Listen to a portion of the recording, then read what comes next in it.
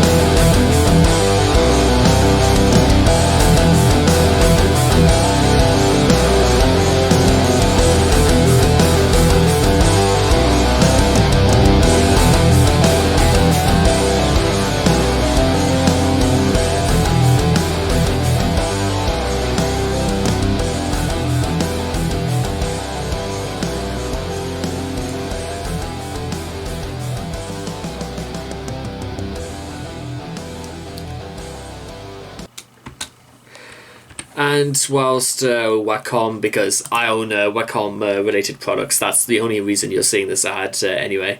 So, ladies and gentlemen, that was Reject Yourself by Killswitch Engage. You know what?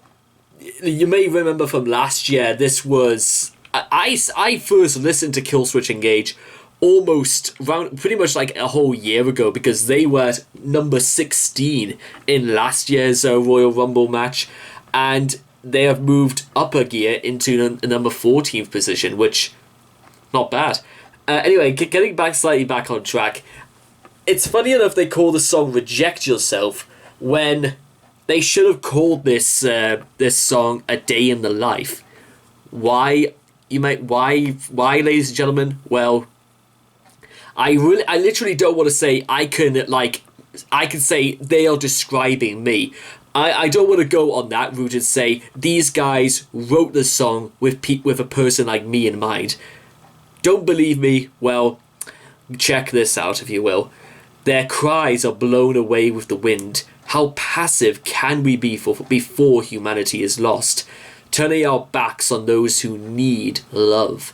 We must not rest while healing is needed. How can we just be so very hands-off about the fact that the world, as we see it right now, is crumbling all around us? Some people might say that that's simply just down to us being more aware of what's going on in the news, and the fact that there are unspeakable things happening throughout this world, and yet, well, why technically is it up to people like me to care, or let alone actually do something about this? I mean, why should I start meddling into other people's affairs just because I want to help? But is it because? But why? Who is out there asking for my help? That's the thing I've got to try to understand, because it's not my responsibility to just jump in and fix somebody else's problems or try to make life more bearable for other people. There's a certain level of responsibility, I think, that some people need to learn to adopt, or they should be at least responsible enough to care enough to ask for other people to assist them if they feel as if they are lost or they have no idea what they're doing. And I don't know what the hell... I don't know why I care as much as I do, because I don't know. I don't think that makes me a better person just because I care. Millions of people all over the world care. I'm not the only person in history who cares, believe it or not. Oh boy, that's gonna come back to haunt me in years to come. I can already sense it. But I feel as if it's not enough to just say that you care. It stands to question that you should do a lot more than just caring. I mean, words are cheap. Where have we heard that one before? Tear down the veil. That bars your heart from feeling this. Dedicate yourself. Do you hear that, ladies and gentlemen? Dedicate yourself. To what? Again, I think that's something that only you guys can mention. I mean, it took me so long as to work out, because I know specifically what I dedicated myself to. I know exactly what I wanted, but the only thing that stopped me from doing these things is just to sit down and just start doing it. I don't know whether it's because of an illusion of other quote-unquote responsibilities, or the fact that in reality I have absolutely no idea where to begin. But you know what? Killswitch, again, put the question right in front of me. Just dedicate yourself. Tell yourself that... I actually read this in a book on enlightenment. It was part of a Buddhist theology that...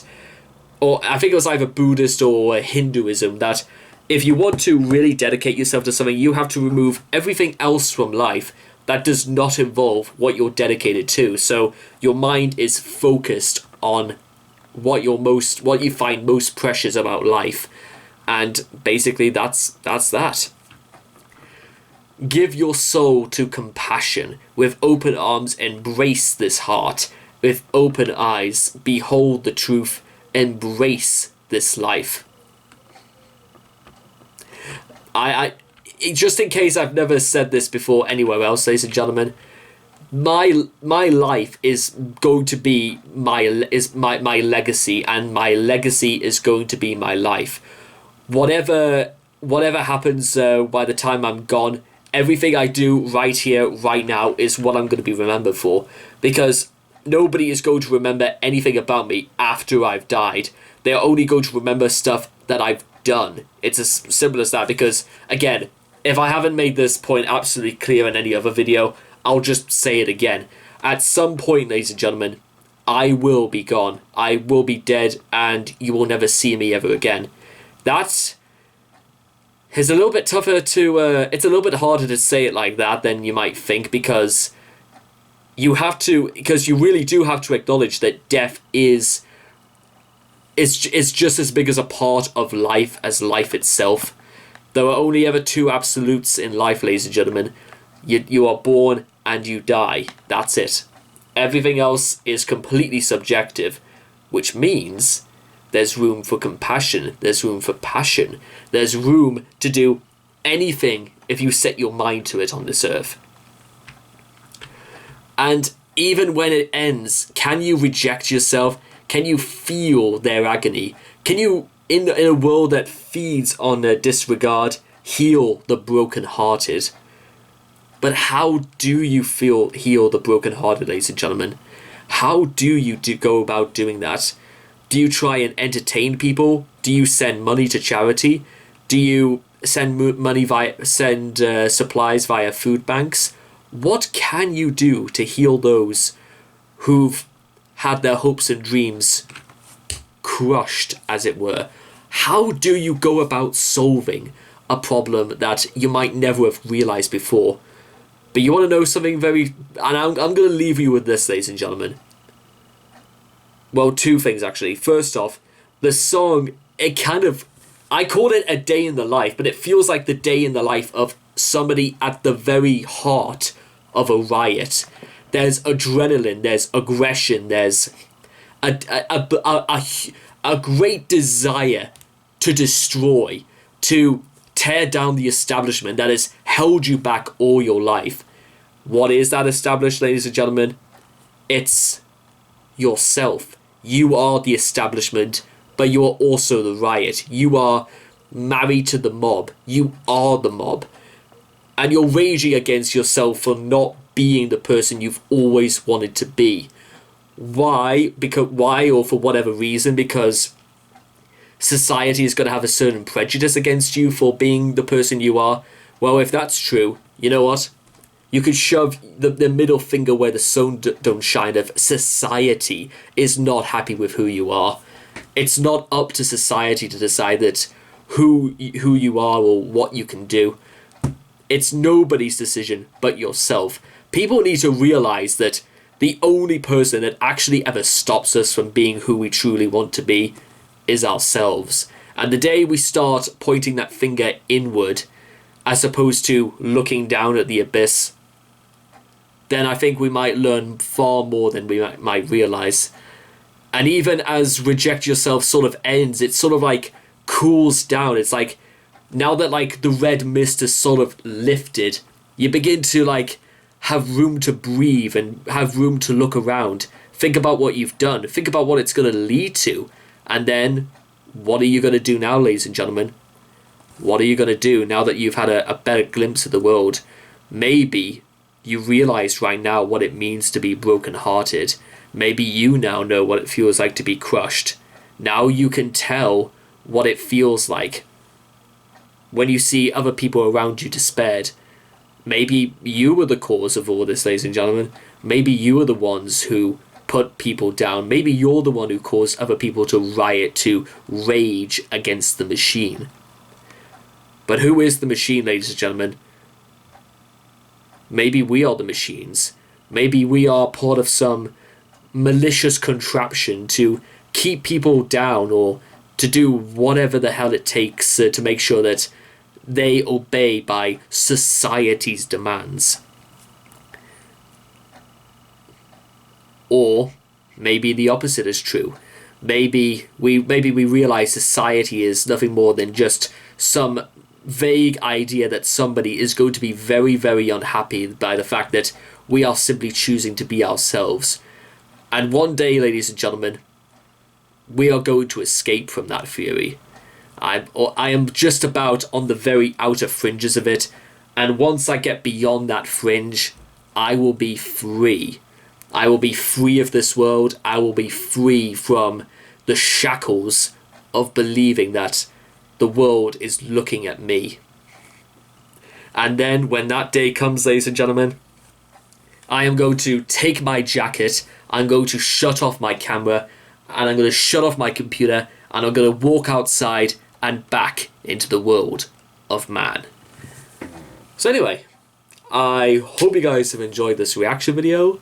Please leave your thoughts and comments in the comment section down below. Let me know you guys thought of Reject Yourself by Killswitch Engage. Please also make sure to also like and subscribe to get daily notifications when my videos come out. And I hope to love you guys again in the next reaction video. Take care. Bye-bye for now.